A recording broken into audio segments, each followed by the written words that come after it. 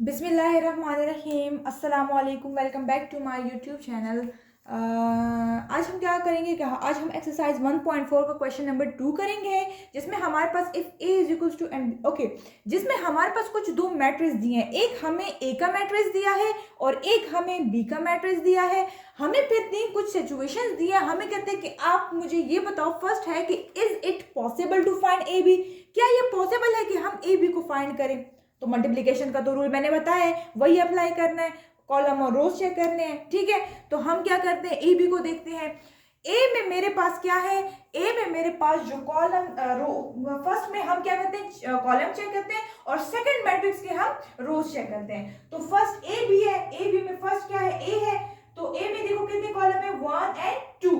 ए में मेरे पास कितने कॉलम है, 2 कॉलम है। ठीक है, दूसरे में हमें रोज चाहिए होते हैं। अब 2 कॉलम है तो मुझे 2 रो चाहिए। अगर 2 रो है तो ठीक है, मल्टीप्लिकेशन होगी, अदरवाइज यहाँ पे कोई मल्टीप्लिकेशन नहीं होगी। ठीक है, ए में मेरे पास 2 कॉलम्स हैं तो मैं बी में चेक करती हूँ, क्या मेरे पास 2 रोज हैं, 1 एंड 2। यस, यहाँ पे मेरे पास 2 रोज भी हैं। इट मीन्स कि ए बी जो है ये मेरे पास पॉसिबल, मतलब आप यहाँ जो है लिख सकते हैं कि यस। ठीक है, वहां पे हमें जस्ट ये पूछे कि is it possible to find A B, तो हम लिखेंगे यस इट इज पॉसिबल। तो हम क्या करेंगे, नेक्स्ट की तरफ आते हैं कि is it possible to find B A. अब हमने इसका उलट देखता है, इट मींस बी को पहले देखना है। तो मैं यहाँ आप लोग की आसानी के लिए बी लिख लेती हूँ पहले, ताकि कंफ्यूज ना हो। ये बी है, ठीक है, फिर मैं लिखूंगी ए है ये। ठीक है, तो मैं अब देखूंगी, अब मैंने बी के कॉलम चेक करने हैं और ए के रो चेक करने हैं। ठीक है, वही मैट्रिसेस हैं, बस हमने बी को पहले लिख दिया, ए को बाद में लिख दिया। तो अगर बी में देखें तो बी में मेरे पास कितने कॉलम है, 1 कॉलम है। ठीक है, तो क्या वो इसकी रोज के बराबर है, 1 2। यहाँ पे कितनी रोज है, 2 रोज है। ये जो है हमारे पास बराबर नहीं है। इट मींस यहाँ पे is it possible to find B, आप लिखो no it is not possible. ठीक है, थर्ड है फाइंड द पॉसिबल प्रोडक्ट। अब जो पॉसिबल प्रोडक्ट है उसको हम फाइंड करेंगे, मल्टीप्लिकेशन करेंगे। ठीक है, तो वो हमारे पास सिर्फ एक ही है इन दोनों में, फर्स्ट वाला। ठीक है, ए भी है, तो हम क्या करेंगे, ए बी को हम करेंगे फाइंड। सो सॉल्यूशन है, फर्स्ट का आप लिखिए नो, यस, ठीक है, वो मैंने उधर लिखा हुआ है। थर्ड पे आते हैं, थर्ड का फाइंड करते हैं।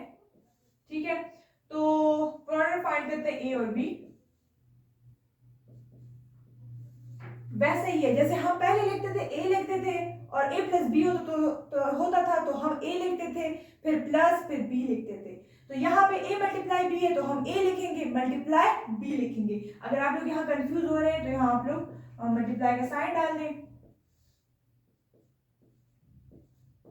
Multiply with B. बी क्या है, 3 - 2। अक्सर जो है गलतियां ये करते हैं कि ये ए यहाँ पे लिखे और बी यहाँ पे लिख लेते हैं। नहीं, आपने ए मल्टीप्लाई बी करना है तो ए को मल्टीप्लाई, मतलब जो मैट्रिक्स है, मैट्रिक्स से पहले उनकी एक खास रिप्रेजेंटेशन है, उन रिप्रेजेंटेशन को भी आप लोगों ने मल्टीप्लाई करना है। पहले मैंने ए को बी के साथ मल्टीप्लाई किया, अब मैं इसका मैट्रिक्स मल्टीप्लाई करूंगी। ठीक है, तो मैट्रिक्स मल्टीप्लाई करने के लिए हम क्या करते हैं, इसका रूल हमेशा याद रखें कि फर्स्ट रो और सेकंड मैट्रिक्स का फर्स्ट कॉलम मल्टीप्लाई करते हैं। फॉर एग्जांपल ओके, ये मेरे पास क्या है, फर्स्ट रो है। ठीक है, मैं फर्स्ट मैट्रिक्स का फर्स्ट रो लूंगी और सेकंड मैट्रिक्स का मैं लूंगी फर्स्ट कॉलम। इसमें एक ही कॉलम है। ठीक है, तो मैंने इसका फर्स्ट कॉलम लिया है। अब मैं पहले एलिमेंट को, फर्स्ट रो के फर्स्ट एलिमेंट को, ये फर्स्ट एलिमेंट है, ये सेकंड एलिमेंट है यहाँ का, इस रो में ये फर्स्ट है और ये सेकंड है, इस कॉलम में ये वाला फर्स्ट है और ये सेकंड है। ठीक है, ये फर्स्ट लिख लूं ताकि कंफ्यूज ना हो, और ये मेरे पास सेकंड है। तो मैं फर्स्ट के एलिमेंट को, रो के फर्स्ट एलिमेंट को कॉलम के फर्स्ट एलिमेंट के साथ मल्टीप्लाई करूंगी। ठीक है, तो ए मल्टीप्लाई बी। ठीक है, जो मेरे पास मैं लिखूंगी -1 multiply with first element, multiply होगा first element of this column. ठीक है, तो ये मल्टीप्लाई हुआ -1। अब हमने क्या करना है, दूसरा भी रहता है। ठीक है, दूसरा भी करना है हमने, बीच में हम डालेंगे प्लस।